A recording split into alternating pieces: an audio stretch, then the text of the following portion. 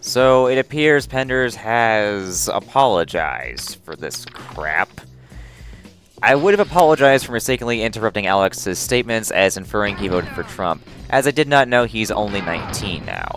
That said, given Trump's penchant for attacking the weak and afflicted, I have a hard time relating to his supporters these days. So, he kind of forgives him, but I think he's just saying, like, I have a hard time because I feel like there's some kind of moral negativity going on here. That seems to be what I'm getting from this. And you know, I didn't make the video yesterday because I hate Penders. If anything, I made it because I thought he could do better. I didn't want him to ruin his reputation. Hell, I even made a video about Jesse after he committed extortion, telling him that was stupid. I mean, I criticized him because I think he can do better. Same thing with Ken. I criticized him because I wanted him to do better. And hey, I'm still subscribed to Jesse, so what does that say about it? Honestly, though, I mean, if you're willing to make amends, then okay, I'll forgive you. But I don't want you to make the same mistake again. Compared to Flynn, who just told his fans that they were shit for being part of Comicsgate. And I sat on that and I thought, wow. Even with as awful as Penders acted, he acted nowhere near as bad as Flynn did.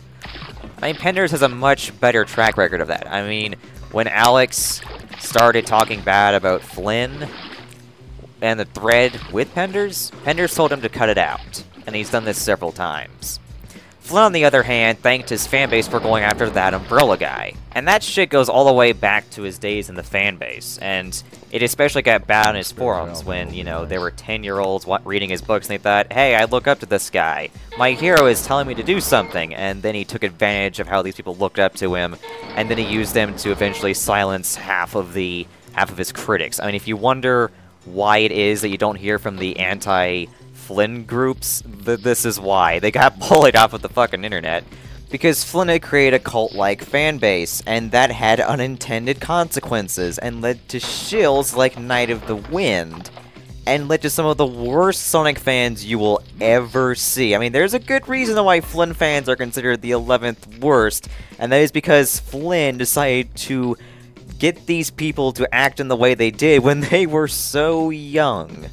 The worst ones, of course, being Marcel Buchaka, Samaj Hogue, Melting Man, and a couple of others that are probably not very well known, and quite honestly, I don't want to know about them because of just how awful they are.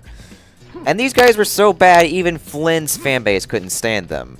I mean, these people were so delusional that Flynn could literally torture a puppy in front of a camera, and they would still say, oh, he did nothing wrong to that puppy.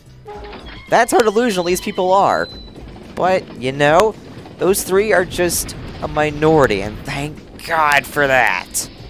But still, they were the result of the way Flynn handled his fucking fanbase. And it became very apparent that the ones who weren't as bad were just being used as pawns by Flynn. And it became very apparent because he was willing to just throw them all away because he had gotten so ingrained in IDW that they didn't matter anymore. None of them did. To him. And you know, when I realized how much of a jackass Flynn was, I started digging. And the more stuff I found about Flynn, the more I just started to hate and hate and hate him. Because writing a bunch of crappy comic books is one thing. But being a piece of shit to the people who trust you, who like your work, no. That is not acceptable. And that's the thing, Flynn never, ever improved his behavior. At least Penders has learned from this that people are not going to agree with him. And you know what? That's fine. Flynn didn't, and he's going to learn the hard way. But he'll probably never learn. He probably never will. After all, he promised he wouldn't make Sally Cole a thing. Then he says, oh, it's a thing all along. And then he tells his co-host on his Bumblecast to shut up after he calls him out for the repetitiveness of the first 4 issues of IDW. And he's just gotten worse and worse and worse and has never fucking improved. So you know what? I'll say this again. Penders is still fucking better than Flynn, even as a person. And you know what? I don't feel bad saying that at all.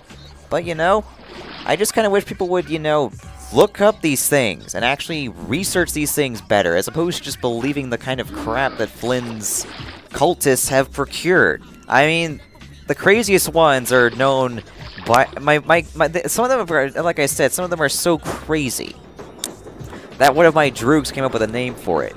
They're called Flanatics, and that's precisely what people like Marcel and Samaj are. They're fucking Flanatics.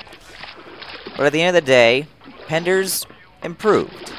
He showed that he is a much better person than I made him out to be in the video, certainly. And that gained me a lot of respect for him. He's willing to at least admit his mistakes. Unlike Flynn, who has never, ever apologized. And you know what? If you ain't gonna apologize for being a jackass, well then guess what? Why the hell should I respect you?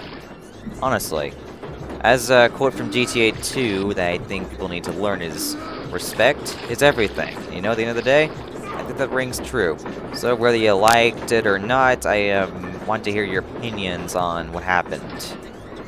So do you think things are done for? Do you think Penders did the right thing to apologize? Or do you still think there's something wrong with this? Just tell me in the comments section. And of course, I hope you all have a nice day.